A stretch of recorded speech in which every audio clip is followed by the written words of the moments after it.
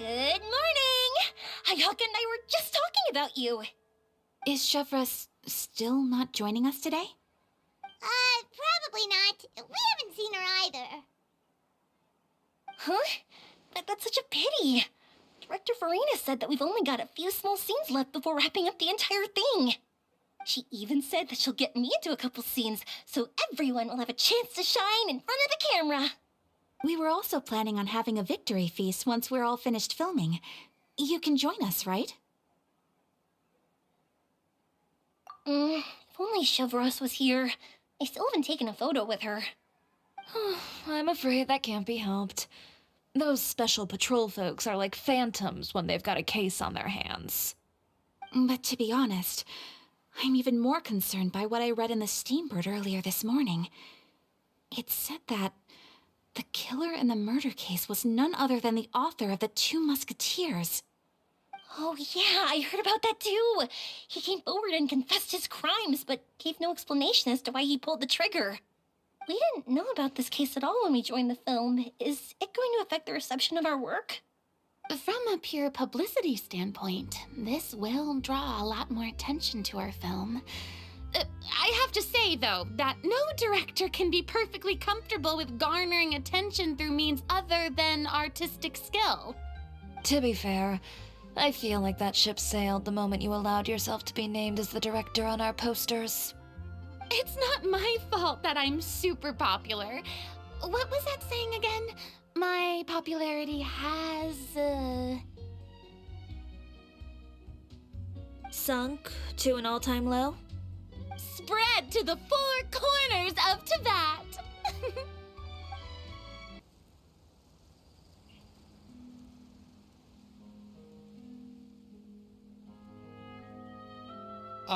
Excuse me, everyone. Xavier! Feels like it's been ages since we last saw you. I've been talking nonstop with the Film Association, and I'm absolutely swamped trying to coordinate the film's marketing. So forgive me for not being around more often, but please believe me when I say that I will make sure everyone's hard work gets the exposure it deserves. Oh, seems like you've been fighting your own battles. Yes, that's one way to put it. Oh, and before we begin the final round of filming, please allow me to finally introduce you to the original investor of our film, Mr. Morris. A pleasure to meet you all. Yes, glad to make your acquaintance, Mr. Morris. We've heard about the issues you've encountered with your financial situation, and genuinely hope that things have taken a turn for the better. Oh, well, the situation has indeed improved somewhat. Don't worry, Mr. Morris. Accidents and last-minute challenges happen all the time. There's no need to blame yourself over it. The good news is that we're almost done filming now, and I would even say that this is the best story I've ever seen. Is that so? I see, that's great news. All right, now that we've gotten all the pleasantries out of the way, let's get the show on the road. We'll mostly be filming typical people and scenery from the streets today to improve the sense of environmental ambiance in some parts of the film. Oh, and there'll be a cameo for Mr. Kamisato and Miss Yoimiya as well. They'll be used to show outsider perspectives on the fates of the Two Musketeers. That's right. Ayato should be here any minute. Excellent! Then let's start with the scenery shots. Camera and clapper loader, you're up. Yep, we'll be ready. Remember, all we need are some wide zoom shots of the streets. If you happen to find some particularly lovely patches of flowers and grass, feel free to grab some close-ups of those as well. Ready? Lights! Camera! Action! Okay, now move the camera slowly. Try to focus on that flower. What's wrong? Just adjust the focal length a bit. Something the matter? Huh? But wasn't it working fine for all the days before? Veronique, can we try a different camera? No problem. How about this one? All right, let's give it another try. Lights, camera, action!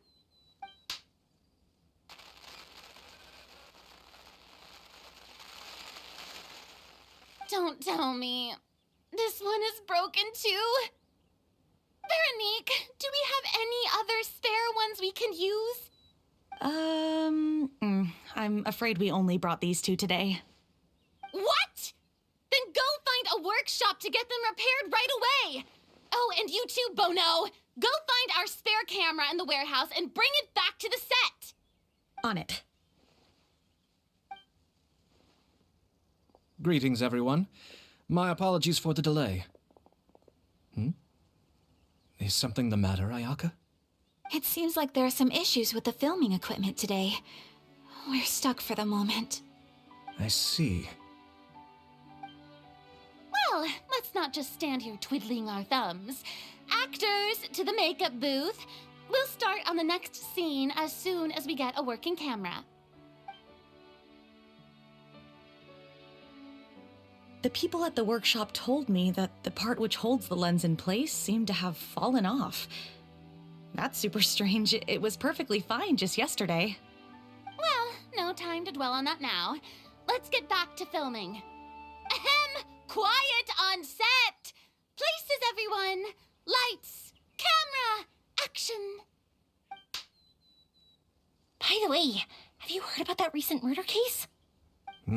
Yes, I have. It seems that they've caused quite the commotion in the city. I heard that the chief of the guards is so mad about not catching the culprit that he's about to explode. Oh? I find that quite hard to imagine, considering how he already looks most days. Director, we have a problem. Oh, we're in the middle of a take! Couldn't you wait until we wrapped up this scene? No, Director, our film, all the finalized film that we've been keeping in the case has disappeared. Oh, wait, well, what did you say? Mr. Bono, please take me to where the film was kept right away. I'm coming too. No, Yoimiya, you have to stay here. Oh. Okay, listen up. Everyone who's not working on this current scene can go with Bono to look for the film. Everyone else, stay put and wrap up the scene. Unbelievable. How could all these problems happen in just one day? We're back. How did it go? Did you find the film? We found it in the sewers. Huh? In the sewers? Is the film still okay? We discovered it just in time, so we should still be able to salvage it. The others are checking now to see if we lost any specific scenes. Oh, you scared me for a moment there. I nearly thought we had lost everything. I really don't want to experience that feeling of despair again. Okay, but who could have stolen the film and dumped it there? Could it be some competitors working on other films? But if they wanted to harass us, why wait until the last day? Okay, we don't have time to really look into it right now. Let's strike while the iron is still hot and wrap this thing up once and for all. Yeah, let's finish it.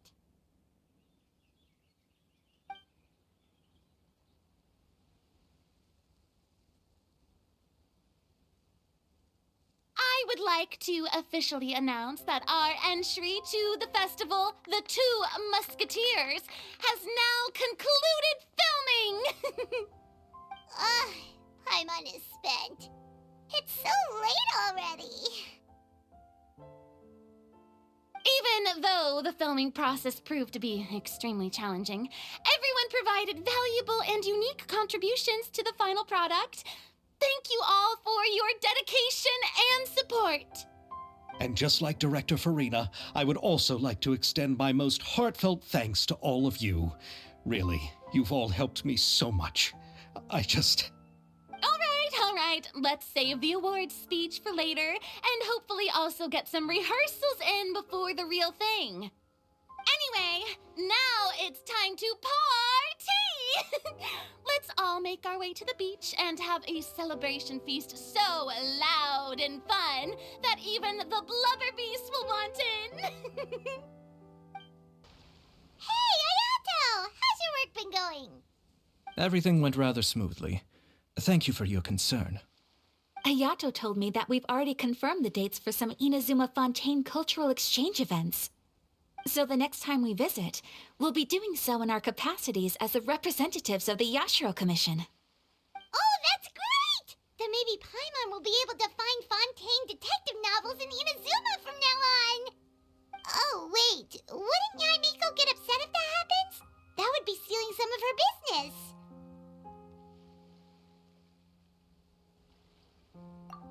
You've got a point.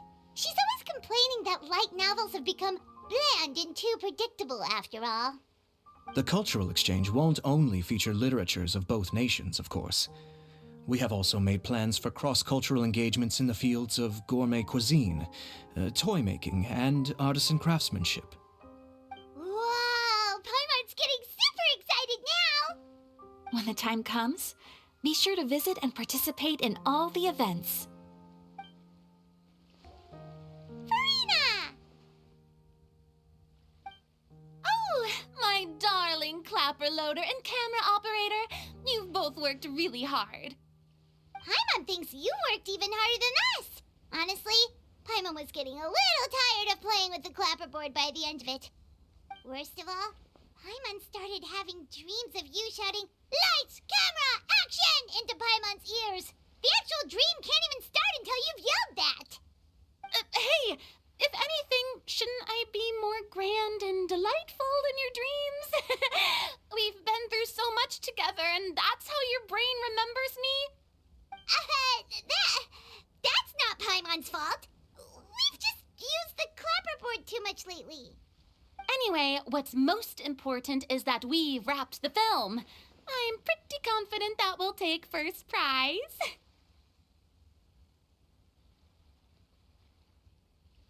Hey, no need to mention the official name. Wait, now that you mention it, if we did win the prize, would Farina just get a statue of herself? Come on, I don't need that kind of attention. Xavier can accept the reward on our behalf. But just imagine! Farina accepting the Farina Award and holding a Farina statue. I'm going back to my dessert now. You all can keep discussing that on your own.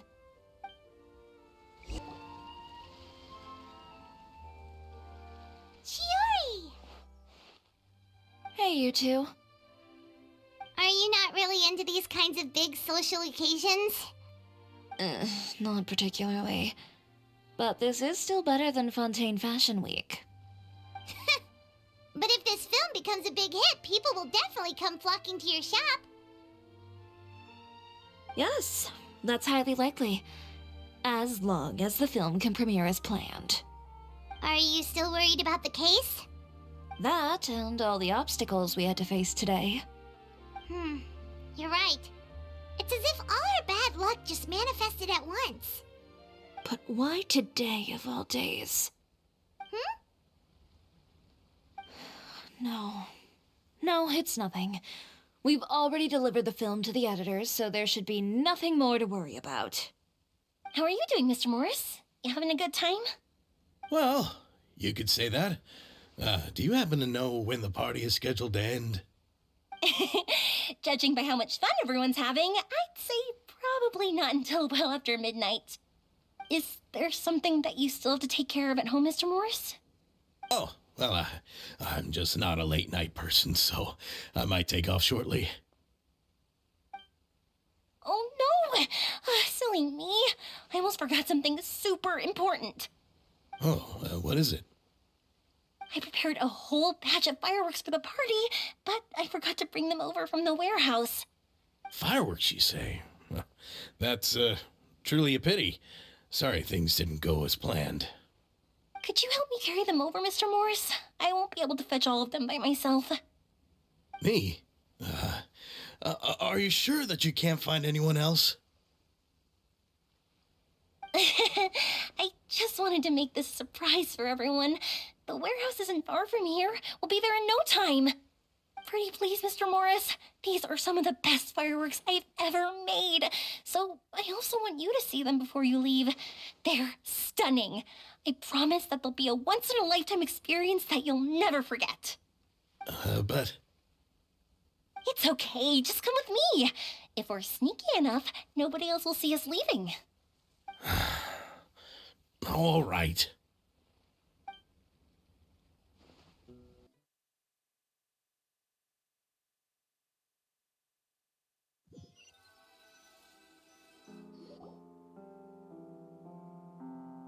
It's dark in here. Wait here, Mr. Morris. I think the light switch should be somewhere over here.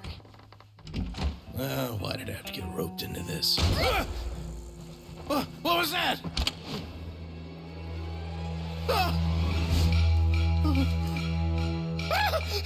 Who's there? Get me out! Get me out of here! Did you really think you'd get away, Morris?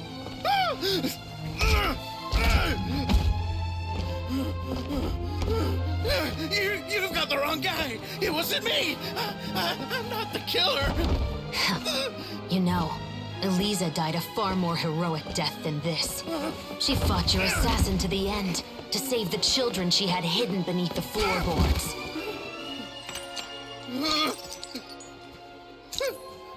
That is Eliza's pendant.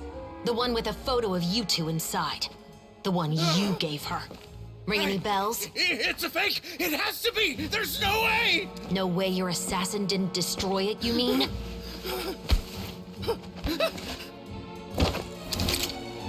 Did you ever love her, Morris? Or was killing her always the plan? No, please. Listen to me. I told Eliza to keep us a secret. I paid her plenty for her silence. I never thought she'd keep the child. Everything was gonna come out, and I had no choice. She forced my hand. No! I'm begging you. I have money. Just name your price, please. You can keep your Mora, and you can go to hell.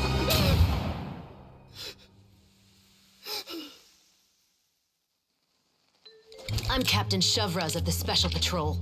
Morris, you're under arrest for Eliza's murder. Huh?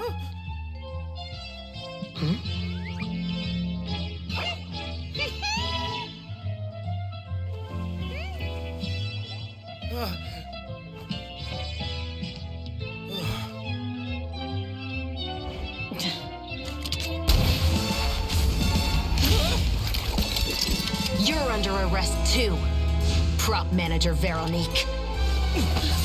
Or perhaps I should call you the Second Musketeer.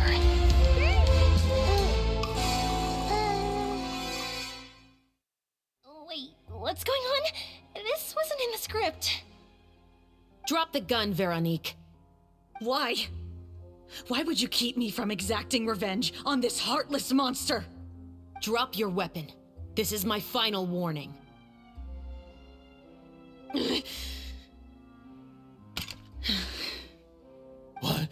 What is going on? Do I have to spell it out for you, Morris? Everything that took place just now was staged to get you to confess the truth. But this last part is all improv, of course.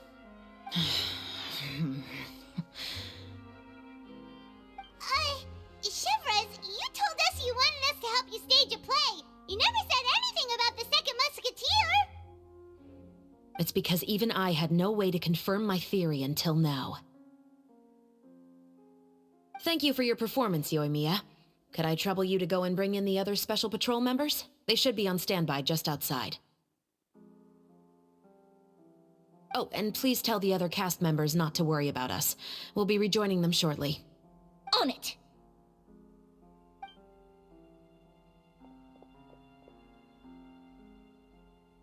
So what do you think, Morris? Care to talk about what happened 20 years ago? My patience is limited, you know. don't force me to take you back to the interrogation room. I'd wager that you wouldn't last for more than a minute in there. With the recording we made, you have no chance of winning in court. Cooperating with us now is the most practical move. All right. I'll talk. I hired an assassin to murder Elisa. She once worked as a maid on my family's estate. She was very beautiful, and after some time I fell for her. We kept our relationship a secret and carried out an affair for some time, but it wasn't long before she became pregnant. And if my parents ever found out, they would have stripped me of my inheritance and status, driven me out of my home. I also didn't expect Elisa to insist on bringing the pregnancy to term. She even asked me to leave my family and travel far, far away with her. She believed that you were truly in love with her. I didn't have a choice. I gave her a large sum of mora, told her to leave the family and to get rid of the baby. But then years later, she sent me a letter. That there were photos of 2 children, and she even asked if I could find some time to visit them. Huh? 2 children? Paimon thought Baptiste was the only... you mean... Even if she had the children against your will, you could have just ignored the letter entirely. Why kill her? I had just gotten engaged to be married to an heiress from another wealthy family. So if anyone were to find out about Elisa, my life would be completely ruined. I didn't have a choice. No, you always had a choice. You just made the wrong choice. Again. Do you know how it feels to watch your mother be killed right in front of you? My brother and I were hardly even school age yet. We were hidden beneath the floorboards, grasping each other's hands like a lifeline. We were so terrified that we didn't even know we could ever take a breath. All we could do was to watch Mother try to fight back, and then collapse to the floor. Even after the assassin left, we were still too terrified to leave our hiding spot. We thought that he might come back. It was only until the next evening when we finally climbed out and gathered around our mother. But she had already become cold and stiff to the touch. You made up your mind right then and there to bring this case to light. Not only that, we resolved to get our revenge. And that's why you became the Musketeers. No, that's why I became a musketeer. The man from before was also killed by me. My brother had nothing to do with it. I figured as much. You did? I once told these 2 that he didn't look like a killer to me. His confession from that night also rubbed me the wrong way. I think what really tipped me off was, how could I not feel a sense of regret in him? Huh? He confessed faster than any criminal I've ever met, but he didn't say a single word about you. He insisted that he was the sole perpetrator in the case. But after the questioning ended, I disassembled the musket we dug up from his backyard, put it in front of him, and told him to reassemble it. Wanna guess how far he got? He had no idea where to even start. He's never touched a gun in his life. Based on that, I determined that he was not acting alone. He only surrendered himself to draw our attention and create a moment of opportunity for his partner. So, I decided to play along. And as expected, the second musketeer followed us without hesitation once she saw Morris get separated from the rest of the cast. Besides, why else would he call the novel The Two Musketeers? But how did you know it was Veronique? I figured it out the moment Baptiste told me his father's name. That so-called financial crisis was all just a ruse. He just wanted to sign up as the investor and then leave the film without any source of funding. After all, he has a vested interest in minimizing the reach of this story. It's really just the same thing as what he did to Elisa all those years ago. Human scum. But then Xavier pulled out all the stops and got the film made against all odds. Morris couldn't have that. With the killer in custody, He figured it was safe to act, and so he came to visit the set today, just as I expected. Wait, so you were behind all those mishaps today?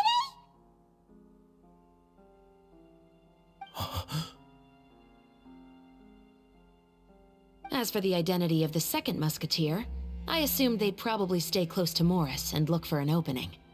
And if they already knew that Morris was the film's investor, then that narrowed the list of potential suspects as well.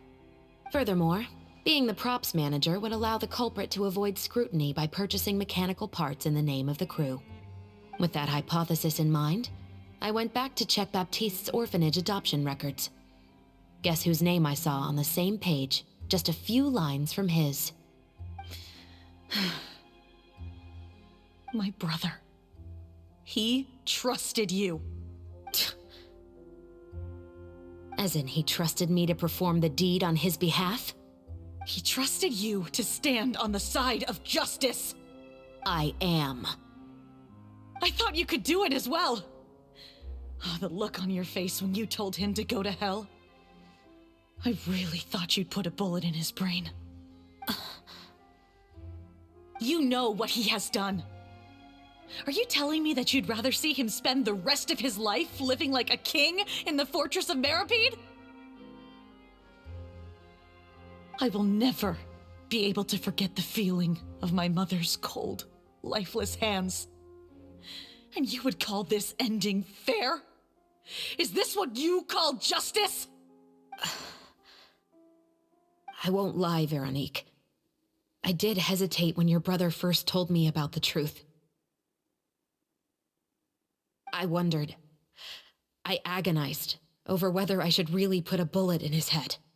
So why don't you? Because that should never be how justice is carried out in this world. Perhaps, to you, justice is simply reciprocated. An eye for an eye, and a life for a life. But everyone has their own understanding of justice. If everyone were to pursue their own definition of it, there would be no more order in this world. Today, you'll kill Morris, and tomorrow, his children may come for you. The world cannot render judgments based on a desire for revenge. That will only lead to a cycle of revenge, as well as the destruction of order and civilized society. Fontaine is founded on a set of laws and a standardized code of justice. That is why we are the nation of justice. But with all that said, I will promise you this. Morris will not lead a cushy life in the fortress of Meripede. Chevreuse, the rest of the Special Patrol is here. Thank you so much, Yoimiya. Letelier, Terena, please take them away.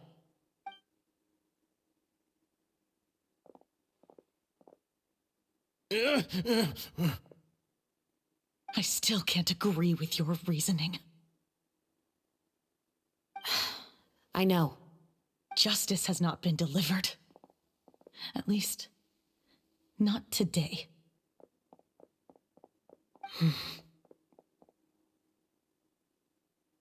Chevreuse. Let's go. We should give an explanation to the crew.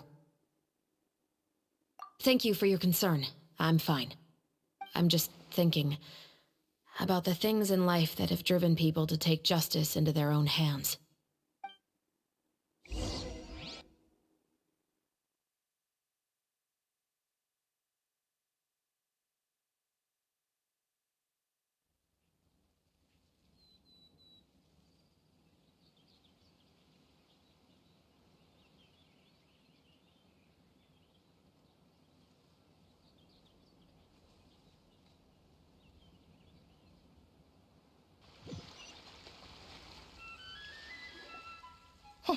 Who would have thought Morris would turn out to be... I'm at a loss of words. How could he have done something like this? I'm just glad that you're all safe and sound. Who knew that such a labyrinth of cases would be behind this story? Well, what should we do now? We have a finished film, of course, but should we still go ahead with the premiere? What do you mean? Shouldn't you be even more motivated to spread the word now that you've learned the truth? Chiori is right. I'd also like more people to see this story for themselves. But the real ending of the story seems to have deviated somewhat from the one in the script. Is that still acceptable to you, Miss Chevreuse? The call is yours. We still have time to reshoot an ending if that's what you'd like. No, it's fine as is. I like what we have for the catharsis. Romanticism is what gives works of art their appeal. Fiction is able to explore means of restitution that could never work in real life. Just like the real world, the world of stories also has its own set of rules and justice. These different possibilities are what initially drew me to reading in the first place. Sounds good to me. I support your decision. What about Veronique? Will she be okay? She will soon face her judgment alongside her brother and Morris. If I had to guess, they'll probably all be sent to the fortress of Meripede. I'll make sure to give Risley a heads up about it. Oh, you mean that kind of heads up? Exactly. Ahem. All right, then the matter's settled. Now that everything's been taken care of, there's no reason for us to keep looking all gloomy and grumpy. Let's get back to the feast and enjoy each other's company. We'll be starting the post-production process tomorrow. You should join us, Chevreuse. You missed the first few hours of the party, didn't you? All right. Count me in. Then I'll wait for you over there. There's still some good news that I'd like to share with Chevreuse. Traveler, Paimon, could you wait for me by the sea after the party ends? I'd like to go on a brief walk with the two of you. Thank you very much.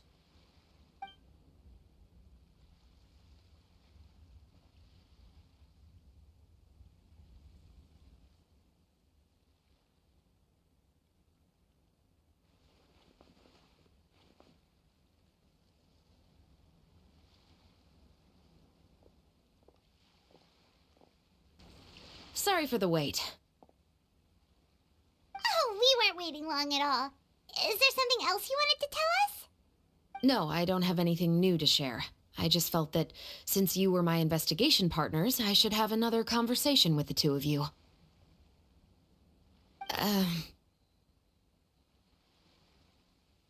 Traveler, how would you have responded to Baptiste's request if you were in my shoes?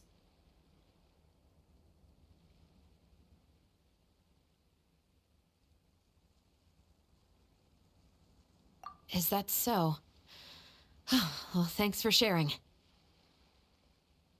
When I was young, my father often took me here to swim. We'd come rain or shine, even when it was freezing cold. He told me that swimming was the best activity to train one's strength of will. You could never give up before reaching the shore, especially when the water was cold. Oh? Why's that? Because the moment you give up would be the moment you die. At that point, I still hadn't received my vision. One winter, the chilly wind felt almost like knives on my skin, and the seawater was so frigid that it numbed my toes the moment I stepped in. I cried and begged my father to spare me from having to swim across, but he wouldn't listen. He used to be a member of the Special Patrol as well.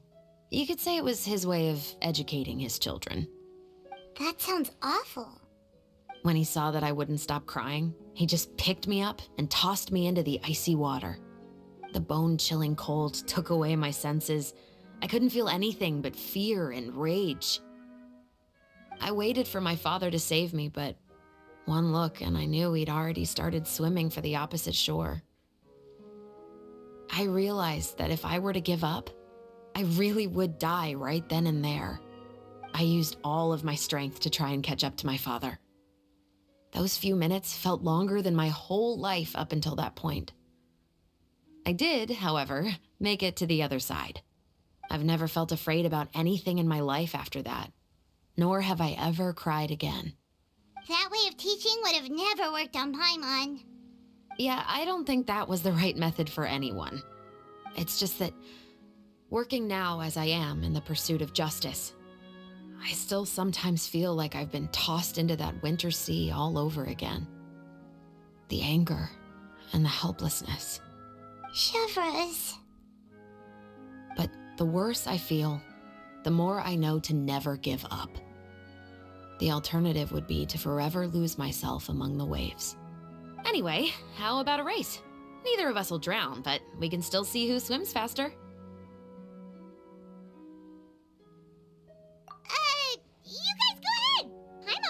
clapperboard to mark the start of the race. Whoa, that felt good. You were so fast in the water, Chevres. You were swimming even faster than Paimon can fly. So, about the special patrol. Did you join because of your dad? Partly, but I'd say I was more inspired by the heroes I read about in stories growing up. Oh, so it's due to your love of stories. Of course, it was only after I joined the Special Patrol that I learned that truth is often stranger than fiction. Come on, let's walk a bit more.